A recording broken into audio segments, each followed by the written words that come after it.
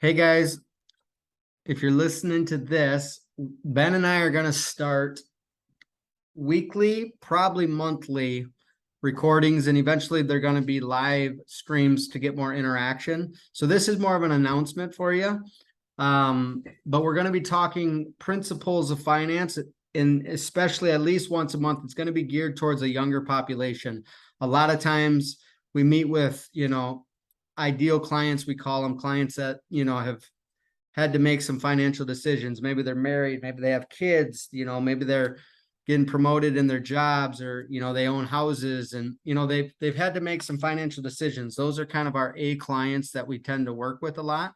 But what it always spills over to is, hey, can you chat with my kid in college? Can you, how do I teach my kids about this topic? What should we be, because a lot of the stuff we teach our clients, it's more about principle based. It's not so much about, where do you invest to get the highest rate of return. While that's important, that's less important to build success than having the principles to understand it. So we're going to start breaking down some of those principles and mindset stuff. So for today, Ben and I just want to talk a little bit about what is that mindset that the younger population should or could be adapting so that they have a fighting chance when they get out into the real world, so to speak.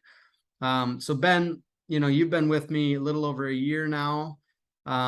What maybe talk about your own experience of some of the mindset you've learned that you wish you would have learned 10 years ago or 15 years ago or whenever high school was for you. Yeah, absolutely. The I'd say the biggest mindset hurdle is having an abundance mindset versus a scarcity mindset.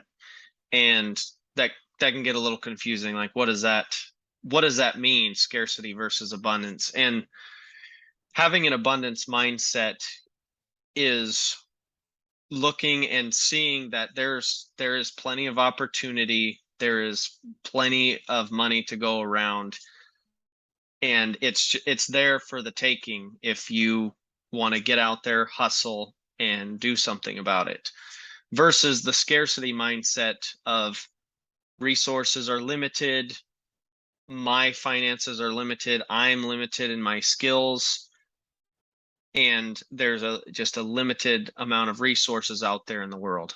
And there's not. The truth of it is there's opportunity everywhere you go. So that was the biggest hurdle for me, is getting that abundance mindset and allowing myself to actually invest in myself so I could take advantage of those opportunities, because sometimes it takes a little bit of investing in your own skills to actually go out and see those opportunities. I like the way you phrase that, and also I was just as you were chatting, two words kind of popped in, value. Like learn when Ben's talking about like the unlimited availability, right? Unlimited potential of what you can achieve, right? Like you need to learn, like, especially at a young age, how do you add value to somebody, right? And over time learn to get paid for it. But you don't start with asking for the paycheck. You start with getting the skills to add value, and the paycheck will come after the fact. And another thing I tie to scarcity mindset is victimhood, right? Like it's kind of a, I don't really like the word, but like if you live in a scarcity mindset long enough, your creativity and your ability to add value almost gets kind of shut off, because you start to really just kind of look inward, and how do I have enough? How do I take care of me? And what I found is people that stay in that scarce mindset for a long time, they're not the ones with a big mindset that is making enough, or earning enough to help others. They're typically very much like hoarders, and they want to keep, and it's very much what's in it for me. So it's a big deal what Ben's talking about. And if it doesn't make full sense, like, I would encourage you, especially if you're not a reader, I would encourage you to pick up a book and become a reader, because a lot of that info is in those self-development books. And we can maybe, Ben, put a list of, the top 10 books that you think of now. And keep in mind, there's hundreds of books out there. But there's a handful like Rich Dad, Poor Dad, what do the wealthy know about money that the poor people don't, type of things. That's not so much a finance book. That's more of a mindset book, right? Yeah. And No, I just read a chapter of a book called The Compound Effect by Darren Hardy, and he talks about small decisions in your life, whether you know it or not, make a huge difference. And he talked about luck.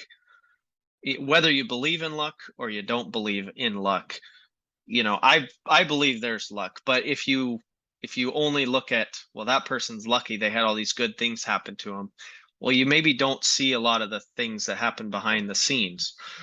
A lot of successful people create their own luck, and his whole formula for luck is preparation, which is personal development, added to opportunity, which opportunities come and go, and the third thing is action, so acting on the opportunity.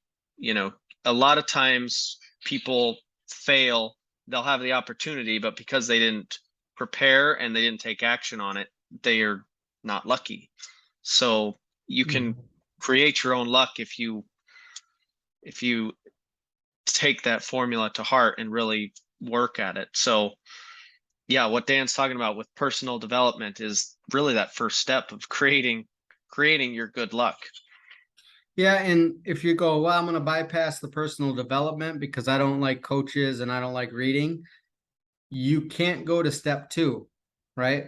Because the reality is we all have an abundance of opportunity around us, but if your mindset can't see them, you will literally train your mindset to reject them, right? And you're not consciously rejecting them, you just literally aren't trained to see them, right? And so self-development, and there are some good school teachers out there, but for the most part, the school system does not train you to think big, right? The school system trains you to get A's, to get your homework done, to not make mistakes, right?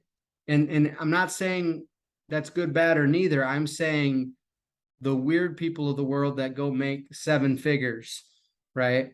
They usually didn't fit into school very well because school doesn't teach you to go for it, right? Make a lot of mistakes, get a little better, learn how to talk to people, add value to others, right? So that's what I'm encouraging. We're just trying to be real with these when we go live every week or when we go live every month. Like I'm trying to be real with you. Like if you're wanting to buck the system, if you're wanting to earn more than the average, if you're wanting to get your finances in order at a young age, you need to change your environment. You need to most importantly change your mindset. And that's what we're talking about today. So Ben, go ahead and wrap it up, and hopefully as you're listening to this, follow up, comment on this, share it, or personally message us, and we'll put you on a list, and we'll let you know every week when we're going live, because we would really love to do these live so you can interact with us, ask us questions live, and we can really give you free golden nuggets to help advance you at a young age into the person that can see the opportunities and kind of cheat the system, so to say, legally. Absolutely.